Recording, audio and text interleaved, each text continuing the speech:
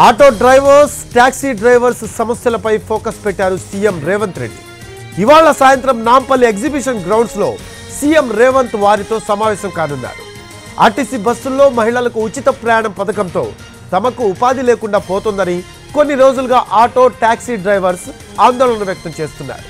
వీరికి ప్రత్యామ్నాయ ఉపాధి మార్గాలపై చర్చించనున్నారు ముఖ్యమంత్రి. మరోవైపు బీఆర్ఎస్ అనుబంధ సంఘం తెలంగాణ ఆటో వర్కర్స్ యూనియన్ నిరసన కార్యక్రమాలకు సిద్ధమవుతోంది. ఈ తరుణంలో సీఎం సమావేశంపై ఆసక్తి నెలకొంది.